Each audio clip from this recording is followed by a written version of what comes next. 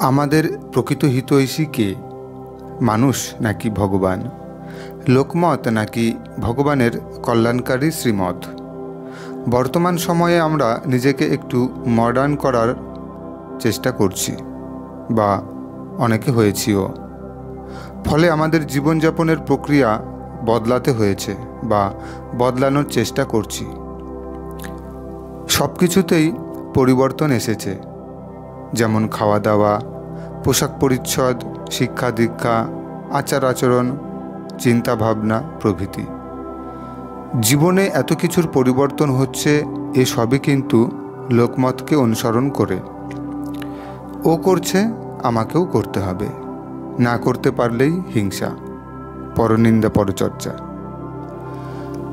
বর্তমান সময়ে আমাদের মধ্যে কিন্তু সুখ শান্তির প্রচুর অভাব রয়েছে, যার কোনো পরিবর্তন হয়নি। রোগ ব্যাধি বেড়েই চলেছে। দুশ্চিন্তা, ভয়, লোভ, রাগ, অহংকার মনকে ঘিরে রেখেছে। এদের মধ্যে থেকে বেরিয়ে আসাও অসম্ভব হয়ে দাঁড়িয়েছে। তাহলে আমাদের কি পরিবর্তন হলো? যেখানে নিজের জন্য সুখ নেই, শান্তি নেই, অপরের জন্য প্রেম নেই, ভালোবাসা নেই, এটা কেমন পরিবর্তন? এটা জীবন নাকি জাস্ট বেঁচে থাকা? আমরা কখনো স্ব-উন্নতির কথা ভাবি না বা ভাবার চেষ্টাটুকুও করি না। শুধু এটাই ভাবি যে লোকে কি বলবে, লোকে কি ভাববে।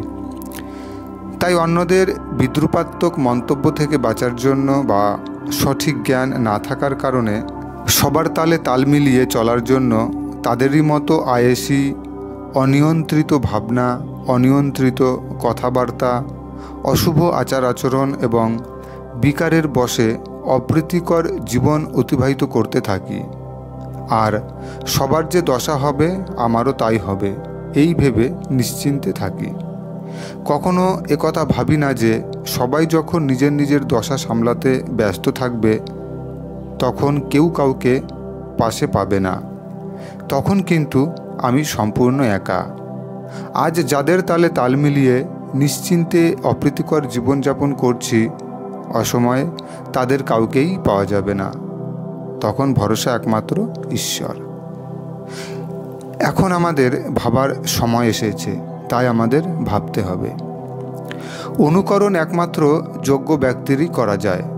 যে ব্যক্তিগণ বিকারের শিকার, অর্থাৎ কাম, ক্রোধ, লোভ, মোহ, অহংকারে ডুবে থাকে, তাদের অনুকরণ করার অর্থ বোকামো ছাড়া আর কিছুই নয়। মেষ যেমন দলছুট হতে চায় না, ঠিক সেই রকম আমরাও মানব শরীরে থেকেও মেষের মতোই আচরণ করে চলেছি। অন্যদের দোহাই দিয়ে, সময়ের দোহাই দিয়ে, ভালো মন্দের বিচার না করে সকলের সঙ্গে তাল মিলিয়ে চলেছি। জীবনে কখনো সমস্যা উপস্থিত হলে যাদের সঙ্গে তাল মিলিয়ে চলে এসেছি তাদেরকে আবার দোষারোপ করতে ছাড়ি না। আর সমস্যা উপস্থিত হলে নিজেকেই দুঃখ ভোগ করতে হয়। এই দুঃখ অপর কেউ ভাগ করে নেয় না। যখন সমস্যার পাহাড় তৈরি হয়, তখন আমরা মন্দিরে মন্দিরে দৌড়াই। কেনই বা ভগবানের কাছে প্রার্থনা করি, সহযোগিতার নিবেদন করি। সেই সময় যে লোকমতের আমরা অনুসরণ করে এসেছি, নিশ্চিন্তে যাদের তালে তাল মিলিয়েছি, এখন তাদের থেকে কেন সাহায্য চাইছি না? তারা কেন পারছে না আমাদের সাহায্য করতে? আমরা যখন কোনো সমস্যার সম্মুখীন হই বা অপকর্মের ফল ভোগ করি, তখন কিন্তু সবাই মুখ ফিরিয়ে নেয়। হয়তো কয়েকজন সাময়িক সহযোগিতার হাত বাড়িয়ে দেন। সহযোগিতার জন্য দরজায় দরজায় কড়া নাড়লেও কারো সাড়া মিলবে না, কারণ এটাই সৃষ্টির নিয়ম। কর্মের ফল নিজেকেই ভোগ করতে হবে, আপন হোক কিংবা পর, কারোরই কিছু করার থাকে না। কিন্তু একজন আছেন যিনি আমাদের শেষ ভরসা, ভগবান। তার দরজা সবসময় খোলা আমাদের জন্য। তিনি সবসময় তৈরি হয়ে আছেন আমাদের প্রার্থনা বা নিবেদন শোনার জন্য। তিনি কিন্তু কখনোই আমাদের ফিরিয়ে দেন না।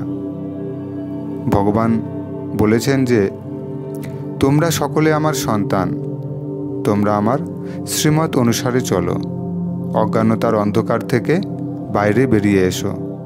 জ্ঞানের আলোয় নিজেকে প্রস্ফুটিত করো।